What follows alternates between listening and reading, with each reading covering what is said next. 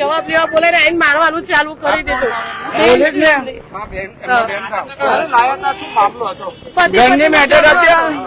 અને એમાં પતિનો કે બીજા જોડે અફેર હતો તો અમે કીધું એમને કે તમે એને આવો ઝઘડો છો ના એને પકડશો તો એમને મારીને અંદર પૂરી દીધો. હા અમારી સામે જ માર્યા હતા. અમે આ બેન મરી હતી અહીંયા ભાઈ સાથે આવ્યા હતા શું કહ્યું? માર્યો મારા ભાઈ ને બિચારાને એ તો હા છે નહીં એનામાં સાહેબ. તો પોલીસે તમારી સામે જ એને માર્યો હતો? મને નીચે ઉતારી પાડી માર્યો અને મને કે તમે નીચે જાઓ મેં ગન્નર ગઈ તો.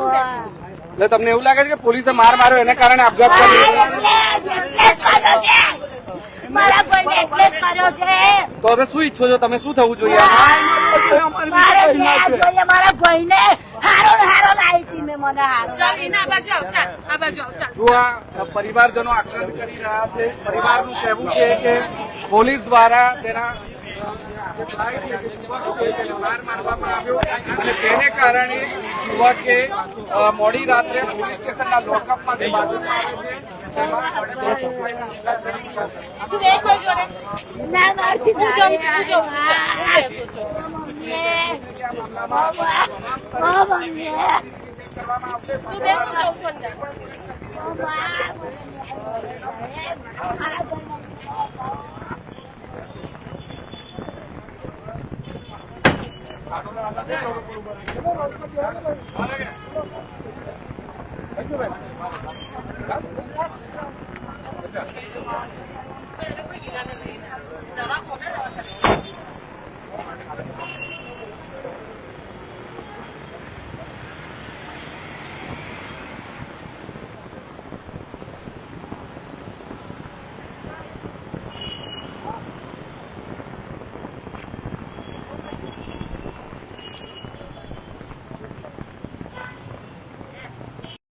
બધા ઝઘડા કરતો હતો એનું બીજા જોડ પકડાઈ ગયું હતું એટલે ઝઘડો કર્યો. પછી પોલીસ સ્ટેશન કેટલા વાગ્યા આવ્યા? પોલીસ સ્ટેશન 3 થી 4 વાગ્યામાં આવ્યા. પછી અમને ઉપર બેહાડ્યા કે બેસો તમે બહાર. તો અમે બેસી અને મારા ભાઈને માર્યો પટેલ પર. એ સાહેબે માર્યો. નામ ખબર નહીં તો લખવા દે છે ને એ સાહેબે. કેટલી વાર સુધી માર્યું? મને નીચે ઉતાર દીધી સાહેબ ને એવું કીધું મારા ભાઈને ના મારશો મારો બાપ.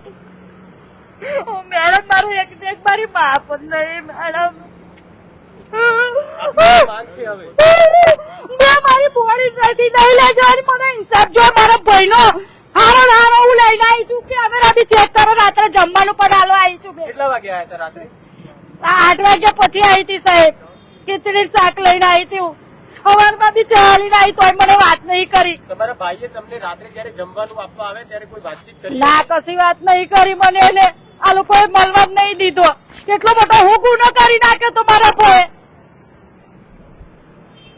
2 જણના ઝઘડામાં સાહેબ મારા ભાઈને મારી નાખ્યો બિચારાને. તમારું નામ શું? લક્ષ્મીબેન મુકેશભાઈ વસાવા.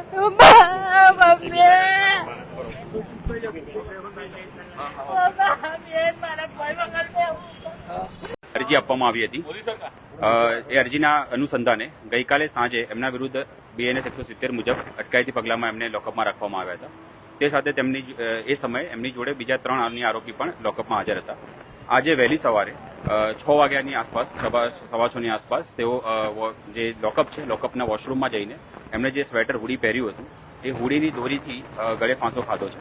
અને જ્યારે આ ઘટના સામે આવી તરત જ SDM સાહેબ અને ACP સાહેબને અહીંયા હાજર રાખવામાં આવ્યા છે. ઇન્ક્વેસ્ટ ભરવામાં આવી રહ્યું છે અને જે પણ યોગ્ય કાર્યવાહી કરવાની છે તે હાલમાં ચાલુ છે. અને ઇન્ક્વેસ્ટ ભરાયા પછી SDMની કાર્યવાહી પૂરી થયા પછી તેમને પોસ્ટમોર્ટમ માટે પાસે લઈ જવામાં આવશે અને જે પણ યોગ્ય પ્રોસિજર છે તેને ફોલો કરીને યોગ્ય કાર્યવાહી કરવામાં આવશે અને તેને અનુસંધાને આગળ જે પણ પુરાવા સામે આવશે એના આધારે કાર્યવાહી કરવામાં. પરિવારનો આક્ષેપ છે કે પટ્ટે મારવામાં આવ્યો હતો ગઈકાલે જ્યારે અહીંયા લાવવામાં આવ્યા ત્યારે.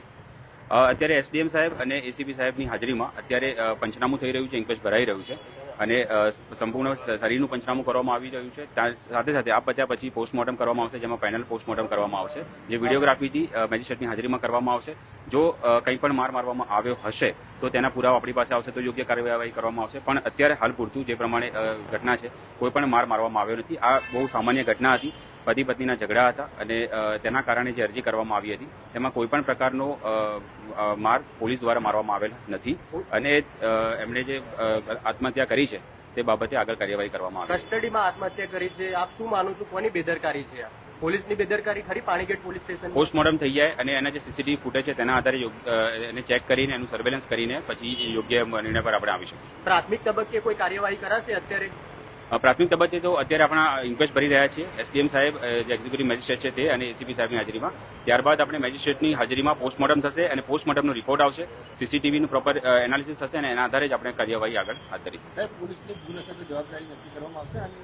જો ભૂલ હશે, જે પ્રમાણે પુરાવા આપણી પાસે આવશે તે પ્રમાણે આપણે કાર્યવાહી કરીશું. અત્યારે હાલમાં પ્રાઇમા ફસીમાં કોઈને પણ આપણે આક્ષેપ કરી શકીએ તેમ નથી. કોઈ પણ આરોપી જ્યારે કસ્ટડીમાં આવતો હોય છે ત્યારે કઈ કઈ બાબતોનું ધ્યાન રાખવામાં આવતું હોય છે? કારણ કે આ જે પ્રકારે ગળે ફાંસો ખાધો છે ખૂબ ગંભીર બેદરકારી ગણી શકાય છે.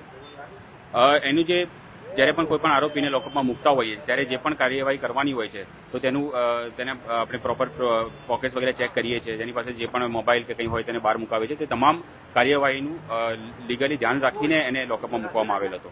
તો સ્વેટરની દોરીથી આપઘાત કર્યો તો શું એ આ બાબતે ચેક કરવામાં આવે છે કે નહીં? કારણ કે આ પણ એક ગંભીર બેદરકારી જ કહી શકાય. કારણ એ બાબતે અત્યારે એસડીએમ સાહેબ, એસીપી સાહેબ હાજર છે, સીસીટીવી ફૂટેજ આપણી પાસે ઉપલબ્ધ છે. તેને યોગ્ય એનાલિસિસ કરીને સિનિયર ઓફિસરની હાજરીમાં એનું સુપરવિઝન કરવામાં આવશે અને જેની પણ બેદરકારી હશે તો યોગ્ય કાર્યવાહી કરવામાં આવશે. એ પુરાવાના આધારે થશે.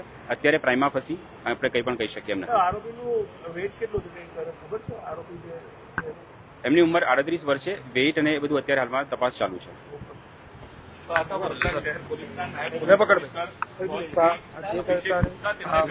એસપી ઝોન 3 સ્પષ્ટ કરી રહ્યા છે અને સમગ્ર મામલે તપાસ ચાલી રહી છે. વિશેષ કક્ષાના અધિકારી અને એસડીએમ પણ અહીંયા ઉપસ્થિત થયા છે અને હવે તપાસનો દોર શરૂ થયો છે. ચોક્કસ કહી શકાય કે જે પ્રકારે પાણીગેટ પોલીસ સ્ટેશનના લોકઅપની અંદર આ પ્રકારની